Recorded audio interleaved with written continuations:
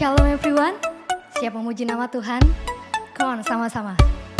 Let's praise Him. Woo!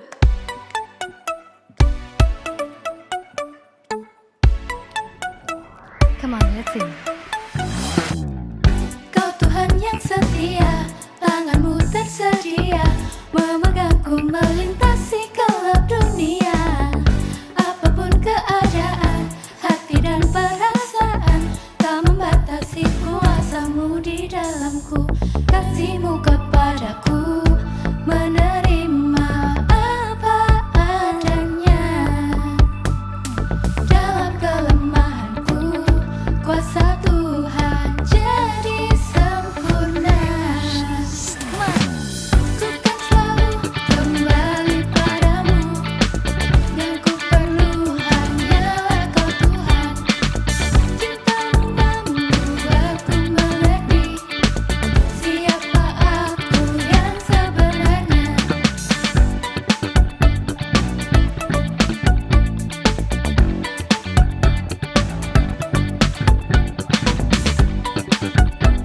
Come on, give the best for Him. Sama-sama nyanyikan. Kau Tuhan yang setia, tanganmu tersedia, memegangku melintasi gelap dunia. Apapun keadaan, hati dan perasaan, tak membatasi kuasamu di dalamku. Kasihmu kepadaku, menerima apa adanya. Dalam kelemahanku, kuasa Tuhan jadi sempurna. Ku kan selalu kembali padamu, yang ku perlu hanyalah Kau Tuhan. Cintamu membuatku mengerti siapa aku yang sebenarnya.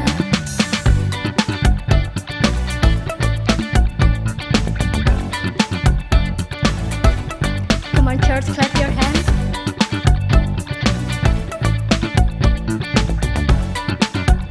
Sama-sama katakan, aku karya indahmu. Aku karya indahmu, karena ku cerminanmu. Kau ciptakan diriku serupa gambaranmu. Aku karya indahmu, karena ku cerminanmu.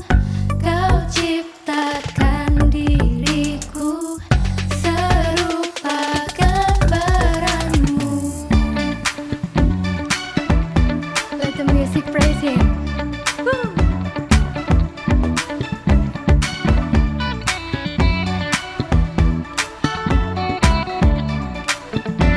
Come on, sekali lagi katakan. Ku kan selalu kembali padamu, yang ku perlu hanyalah Kau Tuhan. Cintamu membuatku mengerti siapa aku yang sebenarnya.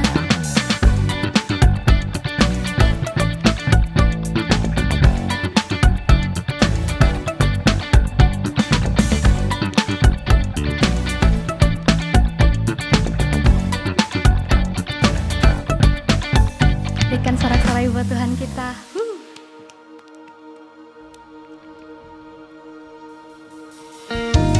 Yuk saya mau ajak teman-teman buat menyembah Tuhan lebih lagi.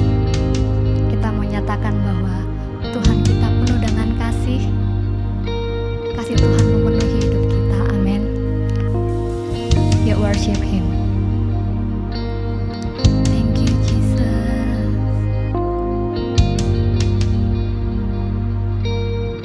Sama-sama katakan. Your love is stronger than my fear. Your grace is greater than my sin. Which tremble death, where is your sin? Here I declare my victory. Your love is stronger than my fear. greater than my sin. Oh, trample death, where is your sting? Here I declare my victory. Come on, sing it out. Even when the mountains tremble, even when the storms come my way, even in the darkest night, you never let me go. Jesus, you're my rock and anchors. You're the one who fights my battles. Even in the darkest night, you never let me go.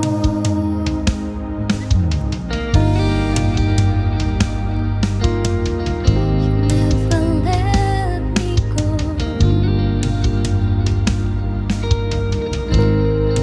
Mari sama-sama katakan. Your love is stronger than my fear. Your grace is greater than my sin. Oh, tremble death, where is your sting? Here I declare my victory. Even when the mountains tremble, even when the storms come my way, even in the darkest night, you never let me go. Jesus, you're my rock and anchors. You're the one who fights my battles. Even in the darkest night, you never let me go. Once more, sing it. Even when the mountains tremble, even when the storms come my way, even in the darkest night, you never let me go. Jesus, you're my rock and anchors. You're the one who fights my battles. Even in the darkest night, you never let me go.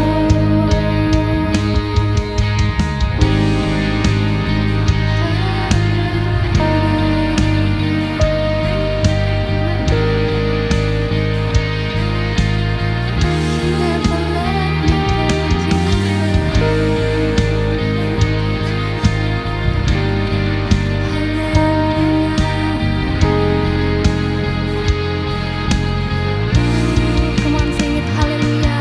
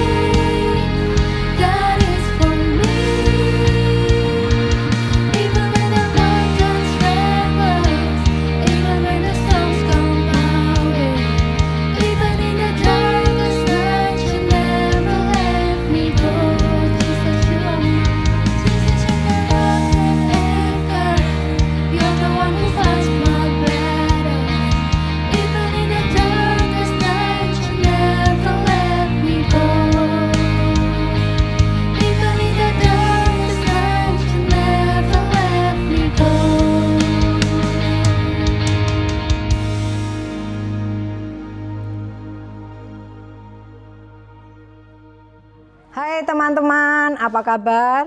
Lama tidak bertemu. Semuanya baik-baik dan tentunya sehat-sehat di rumah ya. Kita berdoa supaya segera bisa bertemu di gereja. Berkat bagi bangsa. Kangen ya? Ya, semua kita kangen. Dan sebelum kita mulai, yuk kita berdoa terlebih dahulu. Tuhan, kami bersyukur kami boleh beribadah meskipun melalui online Tuhan. Kami sudah memuji, menyembah-Mu, saatnya kami mau mendengar firman-Mu Tuhan. Kau berikan pemahaman yang baru untuk kami mengerti dan mengenal firman-Mu Tuhan, mengenal Engkau lebih dalam lagi. Terpujilah nama-Mu Tuhan, terima kasih kami sudah siap. Engkau berkati kami di dalam nama Tuhan Yesus. Amin. Teman-teman, bulan ini kita belajar kesetiaan. Dan pada minggu yang kedua kita belajar tentang sudahkah kita berlaku setia kepada Tuhan. Bagaimana pengiringan teman-teman saya semuanya kepada Tuhan? Apakah teman-teman masih setia ketika mengalami berkat Tuhan atau di saat kekurangan? Di saat sehat atau sakit, bahagia atau susah, senang atau menderita? Karena bukan hanya penderitaan yang bisa membuat seseorang tidak setia kepada Tuhan, tetapi ketika orang itu mengalami berkat yang melimpah, bisa membuat orang itu tidak setia kepada Tuhan. Ingat ya, Tuhan tetap setia kepada kita, teman-teman. Meskipun Dia kita lupakan, kita abaikan, kita sakiti, bla bla bla bla, banyak hal. Dan tema kesetiaan diambil dari 2 Timotius 2 ayat 13. Mari kita membaca bersama-sama, saya di sini dan teman-teman di rumah. Mari kita membacanya. Dengan tulisan kita lihat, jika kita tidak setia, Dia tetap setia. Karena Dia tidak dapat menyangkal dirinya. Kita ulang, jika kita tidak setia, Dia tetap setia, karena Dia tidak dapat menyangkal dirinya. Amin. Teman-teman, kita perlu mengenal terlebih dahulu kesetiaan Allah itu bagaimana. Kesetiaan Allah dikaitkan dengan perjanjian atau covenant. Kesetiaan Allah dikaitkan dengan perjanjian atau covenant. Allah kita sudah memberikan firman-Nya di dalam Alkitab kita dengan 2 perjanjian, yaitu perjanjian lama dan perjanjian baru. Dan perjanjian itu mengikat 2 pihak yang berjanji. Allah kita mengikatkan janji, perjanjian atau covenant dengan umat-Nya. Allah kita mengikatkan janji, perjanjian atau covenant dengan umat-Nya. Puji Tuhan. Perjanjian ini luar biasa pentingnya. Allah mengikat janjinya dengan kita, manusia orang berdosa, tetapi kita sudah dijadikan menjadi anak-anak-Nya. Untuk mengokohkan janji, maka Allah menumpahkan darah, yaitu anak domba Allah. Siapa? Yaitu darah Tuhan Yesus untuk menebus dosa-dosa kita. Kita bisa melihatnya pada kitab Lukas 22 ayat 20b. Dia berkata, cawan ini adalah perjanjian baru oleh darahku yang ditumpahkan bagi kamu. Cawan ini adalah perjanjian baru oleh darahku yang ditumpahkan bagi kamu. Bagi teman-teman yang sudah dibaptis, yang sudah mengikuti perjamuan kudus, itu artinya Tuhan sudah mengikat perjanjian dengan umat-Nya lewat darah-Nya yang sudah dicurahkan di kayu salib.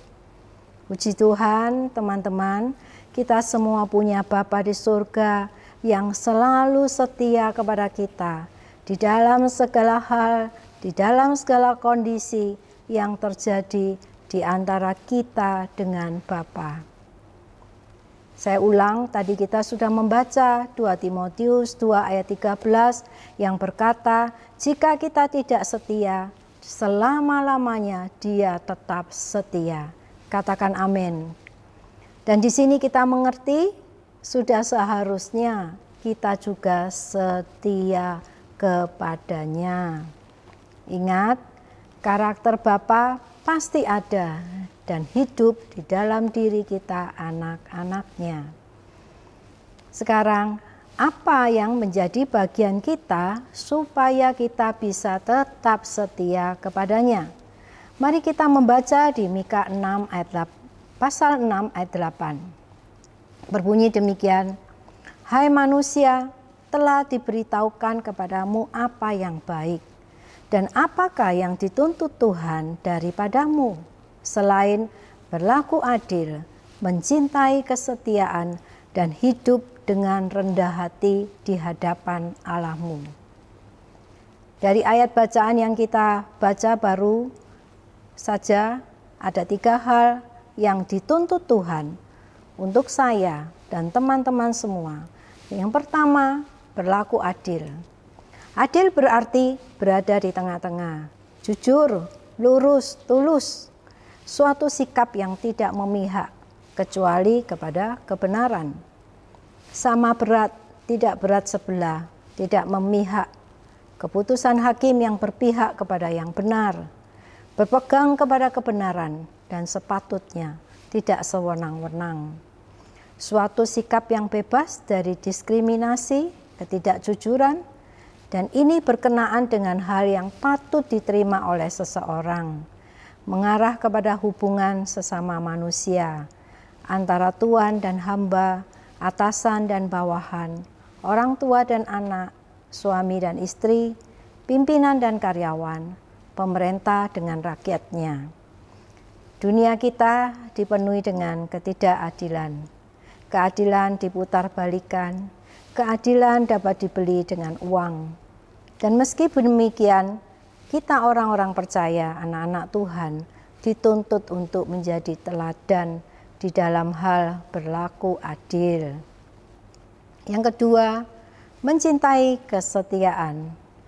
Setia adalah berpegang teguh pada janji, punya prinsip, punya pendirian, patuh, taat. Kesetiaan berkaitan dengan hubungan kita dengan Tuhan. Kita setia kepada Tuhan, juga setia kepada sesama manusia. Kesetiaan ibaratnya barang berharga, sangat mahal dan langka untuk ditemukan. Sebab Mazmur 12 ayat 2 berkata, "Telah lenyap orang-orang yang setia dari antara anak-anak manusia." Kesetiaan adalah satu karakter yang Tuhan cari di dalam diri setiap kita orang-orang percaya, anak-anaknya, karena Dia setia, Dia ingin mencari anak-anaknya juga setia. Amsal 20 ayat 6 minggu yang lalu sudah disampaikan oleh Kak Yosua, yaitu banyak orang menyebut diri baik hati, tetapi orang yang setia, siapakah yang menemukannya? Yang ketiga, hidup dengan rendah hati. Rendah hati lawannya tinggi hati, tidak sombong. Teman-teman, apa senang kalau punya teman yang sombong? Pasti tidak mau kan? Tuhan juga tidak senang kalau kita anak-anaknya punya karakter yang sombong. Tuhan sayang kepada orang yang rendah hati, karena dicatat di Yakobus 4 ayat 6, Allah menentang orang yang congkak, tetapi mengasihani orang yang rendah hati. Ayo kita lakukan tuntutan Tuhan, karena Dia sudah setia kepada kita. Sekarang kita juga harus setia. Nah, bagaimana teman-teman untuk kita bisa menjaga stamina kita supaya kita bisa tetap setia kepada Tuhan? Kita akan membaca Yohanes 8 ayat 31 sampai 32. Ayat 31 berbunyi demikian. Maka katanya kepada orang-orang Yahudi yang percaya kepadanya, "Jikalau kamu tetap dalam firman-Ku, kamu benar-benar adalah murid-Ku." Seorang murid harus punya tujuan hidup. Seorang murid harus punya pembina atau mentor. Itulah sebabnya kakak pembina Tin, juga Kak In, terus mengajak anak-anak youth supaya anak-anak Tin supaya masuk ke BC, yaitu komunitas, ke Birth Community. Agar teman-teman tidak punya mental kerumunan, hanya rame-rame saja, tetapi punya mental murid, punya keinginan kerinduan sebagai seorang murid. Dan pasti ada progres di dalam hidup teman-teman. Ada pertumbuhan rohani. Untuk apa kita ke gereja? Untuk apa kita ikut BC? Semuanya itu ada tujuannya. Dan murid kumpulnya tidak banyak. Itu ada di komunitas BC. Tuhan Yesus tidak pernah memuridkan banyak orang. Hanya 3 orang dan di dalam lingkaran 12 orang muridnya yang ada di sekelilingnya saja. Dan luar biasanya dari 12 murid Tuhan, Injil bisa tersebar ke seluruh dunia. Seorang murid mencari guru, mencari mentor, mencari Tuhan.